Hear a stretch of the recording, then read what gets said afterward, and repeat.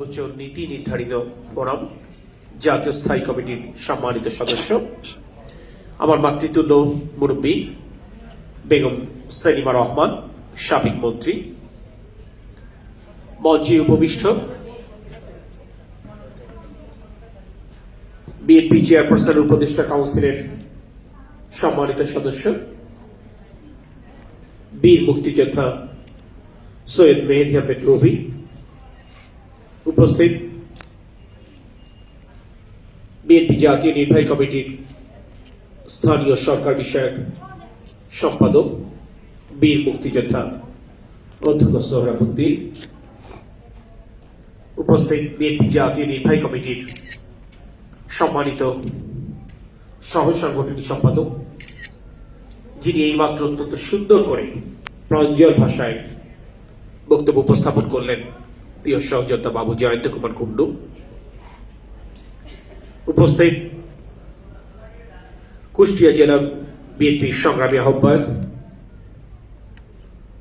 জনাব কুতুবুদ্দিন আহমেদ, উপস্থিত কুষ্টিয়া জেলা বিএনপির সংগ্রামী সদস্য সচিব প্রকৌশলী জাকির হোসেন সরকার, উপস্থিত মেহেরপুর জেলা বিএনপির সংগ্রামী সভাপতি জাভেদ মাসুদ মিল্টন, সাধারণ সম্পাদক অ্যাডভোকেট কামরুল ইসলাম, চুয়াডাঙ্গা জেলা বিএনপির সংগ্রামী সাধারণ সম্পাদক মোহাম্মদ শরীফুজ্জামান,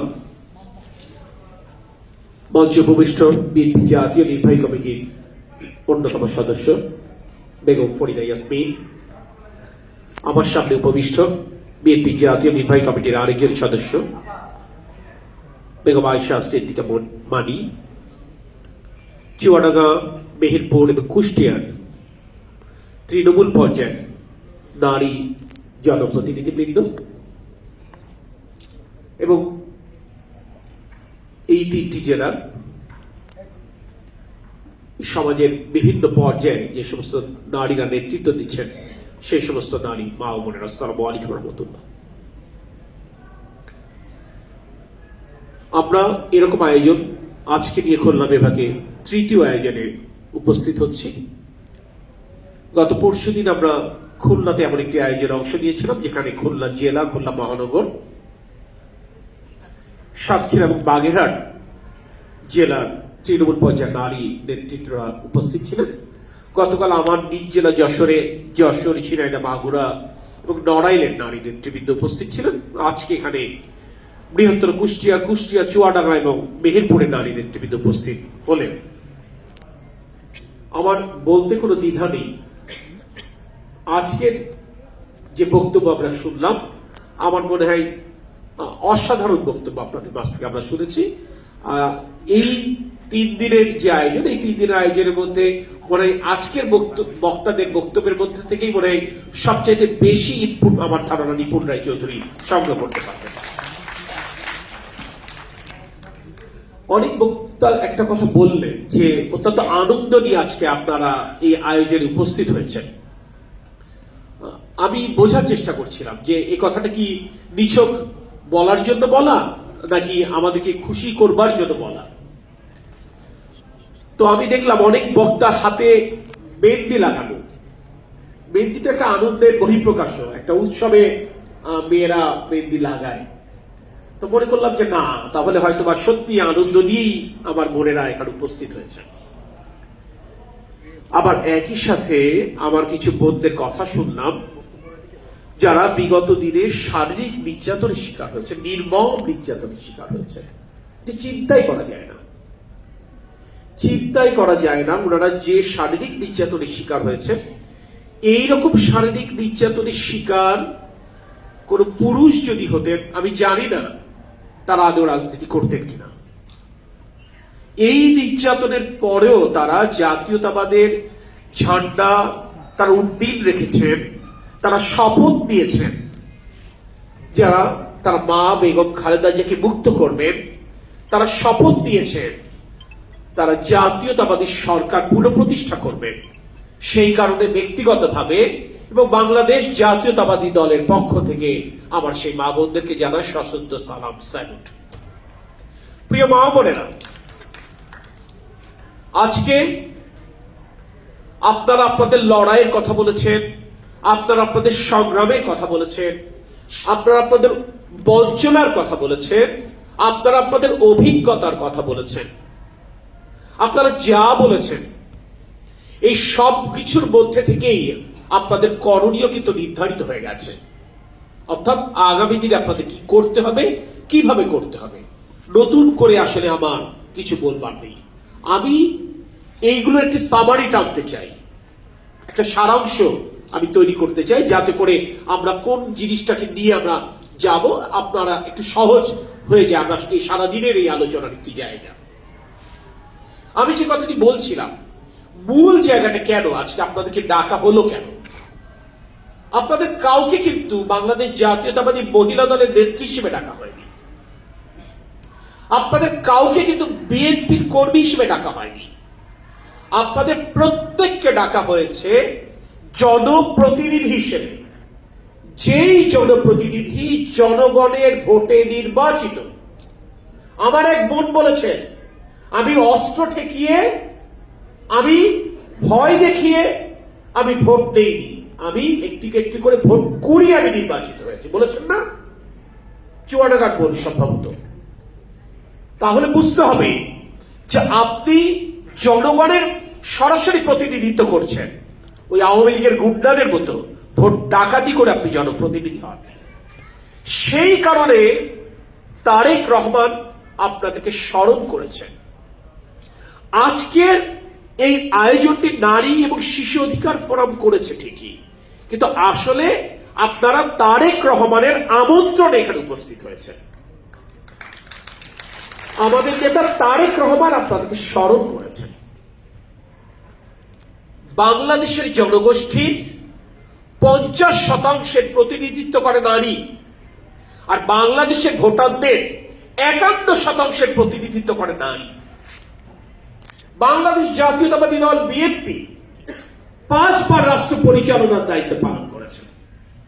শহীদ রাষ্ট্রপতি জিয়াউর রহমান প্রথমবার বিএনপির পক্ষে রাষ্ট্র পরিচালনার দায়িত্ব পালন করেছেন। তার শাহাদত বরণের পর বিচারপতি আব্দুস সাত্তার আর দেশনেত্রী বেগম খালেদা জিয়া 3 বার রাষ্ট্র পরিচালনার দায়িত্ব পালন করেছেন।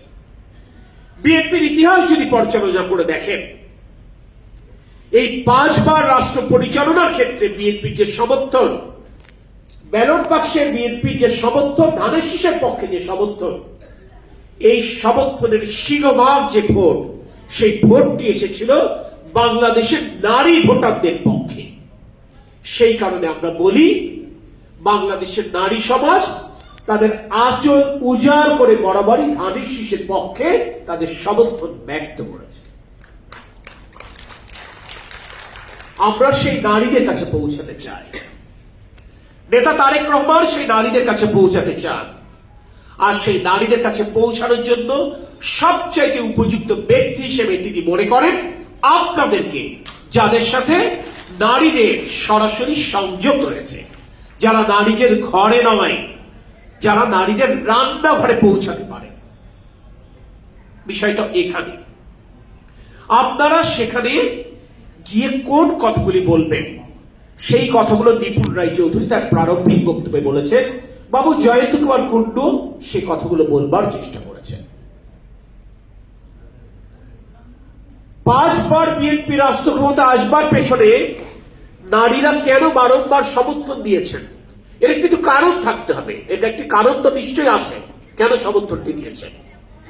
কারণ এই সম্পর্ক সময়ের পরীক্ষায় উত্তীর্ণ একটি সম্পর্ক। কারণ বিএনপি বরাবরই তার রাজনীতিটি হচ্ছে নারী বান্ধব একটি রাজনীতি। বিএনপি বরাবরই নারীদের জন্য কাজ করেছে। কেমন ভাবে নারীদের জন্য কাজ করেছেন? শহীদ রাষ্ট্রপতি জিয়াউর রহমান নারী বিষয়ক মন্ত্রণালয় তৈরি করেছিলেন প্রথম, আর দেশনেত্রী বেগম খালেদা জিয়া পরবর্তীতে সেটাকে নারী এবং শিশু বিষয়ক মন্ত্রণালয়ে রূপান্তর করেন। নারীদের আত্মকর্মসংস্থানের সুযোগ তৈরি করবার জন্য জাতীয় মহিলা সংস্থা প্রণয়ন করেছিল বিএনপি। জাতীয় মহিলা সংস্থা এবং নারী বিষয়ক মন্ত্রণালয়ের মাধ্যমে নারীদেরকে প্রশিক্ষণ দেওয়া হয়েছিল। এবং আজকে যে এনজিওরা ঋণ দেয়, ঋণের বিপরীতে উচ্চ হারে সুদ নেয়। জিয়াউর রহমান বিনা সুদে ঋণ দিয়েছিলেন 5,000 টাকা পর্যন্ত প্রশিক্ষণ। এটা সুযোগ তৈরি করে দিয়েছেন। বাবু জয়ন্ত কুমার কুন্ডু বললেন না, মেয়েদের হাতে একটু সঞ্চয়, একটু অর্থ থাকলে তারা স্বাবলম্বী হন। এটাকে ক্ষমতায়ন বলে, নারীর ক্ষমতায়ন। এটি আমাদের প্রিয় নেতা জিয়াউর রহমান এটি উপলব্ধি করেছিলেন, যাতে করে মেয়েরা ছোট কাজ করে, সেলাইয়ের কাজ করে, সেই কাপড়টি বিক্রি করে একটি উপার্জন করতে পারে। ফুল বিক্রি করে, ফুল গাছ এর চারা রোপণ করবে, সেই ফুল বিক্রি করে তারা যেটি স্বাবলম্বী হতে পারে, ছোট গ্রামে গঞ্জে মুদি দোকান দিতে পারে, হাঁস মুরগি প্রতিপালন করতে পারে। এই সুযোগগুলো আমাদের প্রিয় নেতা শহীদ রাষ্ট্রপতি জিয়াউর রহমান তৈরি করেছিলেন। রাষ্ট্র পরিচালনায় নারীর অংশগ্রহণ বাড়াবার জন্য জাতীয় সংসদে নারীর আসন ছিল 15, সেখান থেকে তিনি 15 থেকে 30 করেছিলেন। আর দেশনেত্রী বেগম খালেদা জিয়া 30 থেকে 45 করেছিলেন। দেখেন, আজকে 2025 সালে এসে আপনি আমি হয়তো বা বুঝে উঠতে পারছি না নারীদের বাস্তবতাটা এইখানে আগে কোন জায়গায় ছিল। একটি সময় ছিল যখন নারী শিক্ষাতেই আমরা অনেক পিছিয়ে ছিলাম, সেখানে নারী কাজ করবে এটি কেউ ভাবতে পারেনি। জিয়াউর রহমান নারীদের কাজের সুযোগ উন্মোচন করেছিলেন কিভাবে? পুলিশ বাহিনীতে নারীদের সুযোগ উন্মোচন করেছিলেন, গ্রাম প্রতিরক্ষা বাহিনীতে, আনসারে নারীদের সুযোগ উন্মোচন করেছিলেন। দেশনেত্রী বেগম খালেদা জিয়া প্রাইমারি স্কুলের শিক্ষকদের ক্ষেত্রে 50% পর্যন্ত নারী কোটা সংরক্ষণ করেছিলেন।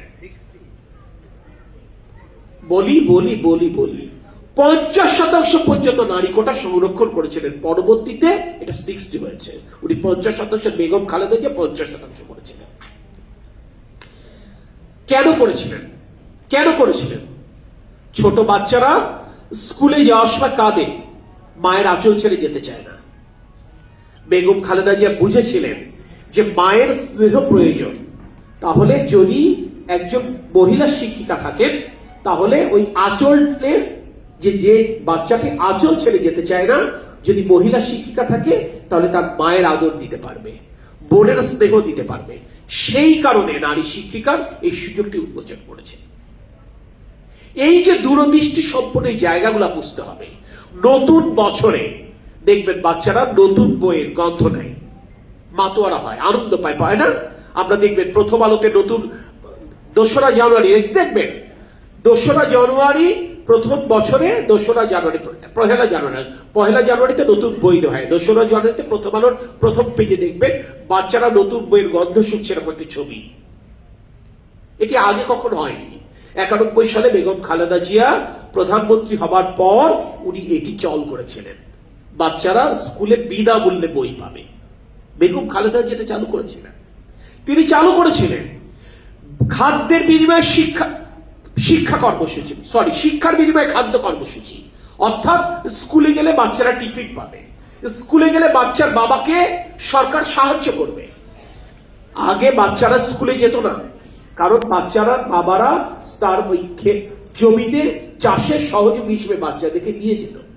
শ্রমজীবী বাবারা সহযোগী হিসেবে বাচ্চাকে তারা তার কর্মক্ষেত্রে নিয়ে যেত।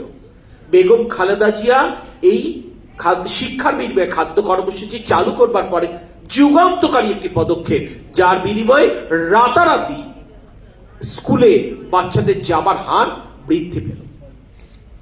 এই ব্যাপারগুলো কিন্তু বাংলাদেশের নারী সমাজ উপলব্ধি করেছেন, বাংলাদেশের নারী সমাজ এটি জানেন। সেই কারণে কিন্তু জনসমর্থন বিএনপির পক্ষে এসেছে। বাংলাদেশের নারী সমাজকে দুটি অভিশাপ থেকে বিএনপি মুক্তি দিয়েছিলেন। প্রিয় বোনেরা, আমার বোনেরা হয়তো বা এই অভিশাপে জর্জরিত না, কিন্তু আমার অনেক মায়েরা কিন্তু যৌতুকের অভিশাপে জর্জরিত ছিলেন। বিয়ের সময় স্বামীর সংসার উপঢৌকন চাইতো, বিয়ের সময় চাইতো না? চাইতো। তখন রঙিন টেলিভিশনের চল হয়নি, সাদা কালো টেলিভিশন, নতুন খাট পালঙ্ক চাইতো না? সাইকেল চাইতো, তখন হয়তো মোটর সাইকেল হয়নি, আর মোটর সাইকেল যুগে সিডিআই মোটর সাইকেল চাইতো। এই যে বাস্তবতা, না দিলে কি হতো? সংসারে অশান্তি হতো, মেয়েদের গায়ে হাত পড়তো, কত সংসার ভেঙে যেত। শহীদ রাষ্ট্রপতি জিয়াউর রহমান যৌতুক বিরোধী আইন করেছিলেন। তার মাধ্যমে বাংলাদেশের নারী সমাজকে যৌতুকের অভিশাপ থেকে মুক্তি দিয়েছিলেন। ঠিক তেমনি 80 দশকে 90 দশকে আরেকটি অভিশাপে জর্জরিত ছিল বাংলাদেশের নারী সমাজ, সেটি কি? অ্যাসিডের সমস্যায়। বখাটে যুবকেরা সুন্দরী কিশোরীদেরকে, তরুণীদেরকে প্রেম নিবেদন করত, বিয়ের প্রস্তাব দিত। তাদের আহ্বানে যদি সাড়া না মিলত তাহলে কি করত? অ্যাসিড দিয়ে ঝলসে দিত, জীবন তছনছ হয়ে যেত। বেগম খালেদা জিয়া অ্যাসিড বিরোধী আইন প্রণয়ন করেছিলেন, যার শাস্তি ছিল মৃত্যুদণ্ড, ফাঁসি। এই আইনের জন্য রাতারাতি বাংলাদেশের পুরুষ সমাজ ভালো হতে বাধ্য হয়েছিল। বাংলাদেশের নারী সমাজ তাই শহীদ রাষ্ট্রপতি জিয়াউর রহমান এবং দেশের একটি বেগম খালেদা জিয়ার এই অবদান সশ্রদ্ধ চিত্তে স্মরণ করে। এইটি আপনারা যারা নারী জনপ্রতিনিধি আপনারা জানেন, কিন্তু এই কথাটি ঘরে ঘরে পৌঁছে দিতে হবে। বাংলাদেশের নারী সমাজের জন্য বিএনপির অবদানের কথা, বিএনপির এই কাজের কথাটি আপনাদেরকে পৌঁছে দিতে হবে। আরেকটি কথা, আমরা পেনশনের কথা বলি না? সরকারি চাকরিজীবীরা যখন অবসরে যায় তখন পেনশন হয়। পেনশনের বিষয়টা কি? আপনি অবসরে যাওয়ার পর যিনি অবসর নেবেন তিনি যতদিন বেঁচে থাকবেন তার বেতনের একটি অংশ তিনি পাবেন, এটুকুই ছিল ধারা। বেগম খালেদা জিয়া প্রধানমন্ত্রী হবার পর তিনি কি করেছিলেন? তিনি করেছিলেন স্বামী মারা যাবার পর তার স্ত্রী যতদিন জীবিত থাকবেন ততদিন ওই ভাতাটা পাবেন। কথাটা বুঝবেন? আগে ছিল স্বামী অর্থাৎ পুরুষ অবসর গ্রহণের পর তিনি যতদিন বেঁচে থাকবেন তার বেতনের একটি অংশ তিনি পেতে থাকবেন, কিন্তু তিনি মারা যাবার পর তার স্ত্রী বা তার পরিবার আর ভাতা পাবেন না। প্রধানমন্ত্রী প্রথমবার যখন দেশনেত্রী বেগম খালেদা জিয়া হলেন তখন তিনি এই আইন করেছিলেন যাতে করে স্বামী মারা যাবার পর স্ত্রী এই ভাতাটা পেতে থাকবেন আমৃত্যু। এবং আরো একটা ঘটনা, স্ত্রী মারা যাবার পর যদি তার সন্তান প্রতিবন্ধী হয়, কোন প্রতিবন্ধী যদি বাচ্চা থাকে তাহলে প্রতিবন্ধী বাচ্চাও আমৃত্যু ওই ভাতাটা পেতে থাকবে। খালাম্মা আমি তো মানে সঠিক বলছি? বিষয়টা কিন্তু এইটি। আপনারা কিন্তু এই কথাটি আপনাদের কিন্তু ঘরে ঘরে পৌঁছে দিতে হবে। আচ্ছা, ওইটাই বলছি, মানে পেনশনের। তো আপনাদেরকে এই যে আপনাদেরকে এটা জানতে হবে, এটাকে বলতে হবে এবং সেটাকে তুলে ধরতে হবে। এবং দেখেন আজকের এই আলোচনা কিন্তু শুধু এরকম হচ্ছে না। আপনারা দেখছেন লাইভ করাটা শুধু সব জায়গায় প্রচারের জন্য না, এটা রেকর্ড হচ্ছে। নিপুণ রায় চৌধুরী যেমন লিখছে এটা রেকর্ড হচ্ছে। আপনারা আপনাদের বঞ্চনার কথা বলেছেন, আপনাদের কষ্টের কথা বলেছেন না? সারা বাংলাদেশের আপনাদের এই তৃণমূলের জনপ্রতিনিধিদের কথা কিন্তু বেগম সেলিমা রহমান, নিপুণ রায় চৌধুরী, আমাদের নেতা তারেক রহমানের কাছে বলবেন। আমি নিশ্চিত ওনারা এই কথাটা বলবেন যে আমাদের বোনেরা, আমাদের মায়েরা আপনার পক্ষে বাংলাদেশের নারী সমাজের কাছে ধানের শীষের পক্ষে ভোট প্রার্থনা করবে নিশ্চয়ই, কিন্তু তারা অতীতে বঞ্চনার শিকার হয়েছেন আমাদের উপজেলা চেয়ারম্যানের কাছে, আমাদের পৌরসভার মেয়রদের কাছে, কিংবা ইউনিয়ন পরিষদের চেয়ারম্যানের কাছে। তাহলে নীতিমালায় এমন একটি পরিবর্তন আনা প্রয়োজন যাতে করে তারা আগামীতে আর বঞ্চনার শিকার না হন। নিশ্চয়ই তারা বলবেন এবং আমি বিশ্বাস করি এইখানে উপস্থিত চুয়াডাঙ্গা, মেহেরপুর এবং কুষ্টিয়া জেলা বিএনপির নেতৃবৃন্দ তার সাথে একমত পোষণ করবেন। আমি এবং বাবু জয়ন্ত কুমার কুন্ডু নিশ্চয়ই তার সাথে দ্বিমত পোষণ করব না। এইটি বাস্তবতা। সমাজ পাল্টাচ্ছে, যুগ পাল্টাচ্ছে, চিন্তাও পাল্টাবে ইনশাআল্লাহ। আপনাদের সকলের উপর আল্লাহর রহমত কামনা করে, আপনাদের সকলের সুস্থতা এবং দীর্ঘায়ু কামনায় আমি আমার কথা শেষ করছি। নিশ্চয়ই এই অঞ্চল বরাবরই জাতীয়তাবাদী আদর্শের অত্যন্ত পূর্ণভূমি। এখানে বরাবরই জাতীয়তাবাদের পতাকা পথ করে উঠেছে। এখানে বরাবরই এই অঞ্চলের মানুষ ধানের শীষের পক্ষে তাদের অকুণ্ঠ সমর্থন ব্যক্ত করেছে এবং তার প্রতিদান হিসেবে বরাবরই শহীদ রাষ্ট্রপতি জিয়াউর রহমান এবং দেশের বেগম খালেদা জিয়া উন্নয়নের জোয়ার বইয়ে দিয়েছেন। আমি বিশ্বাস করি আগামী দিনে একটি সুষ্ঠু নির্বাচনী ব্যবস্থার মাধ্যমে ইনশাল্লাহ এই অঞ্চলের মানুষ ধানের শীষের পক্ষে তাদের সমর্থন ব্যক্ত করবে এবং আমাদের প্রিয় নেতা তারেক রহমান, যিনি শহীদ রাষ্ট্রপতি জিয়াউর রহমান এবং দেশের একটি বেগম খালেদা জিয়ার শুধু রক্তের উত্তরাধিকার নয়, আদর্শের উত্তরাধিকার তিনি ঠিকই তার প্রয়াত পিতা এবং মায়ের দেখানো পথে চুয়াডাঙ্গা, মেহেরপুর এবং কুষ্টিয়ার উন্নয়নে যুগান্তকারী পদক্ষেপ নেন ইনশাআল্লাহ। ভালো থাকবেন। আল্লাহ হাফেজ। বাংলাদেশ জিন্দাবাদ। বাংলাদেশ জাতীয়তাবাদী দল জিন্দাবাদ। শহীদ রাষ্ট্রপতি জিয়াউর রহমান বীরত্ব অমর। দেশনেত্রী বেগম খালেদা জিয়া জিন্দাবাদ। আমাদের প্রিয় নেতা তারেক রহমান জিন্দাবাদ।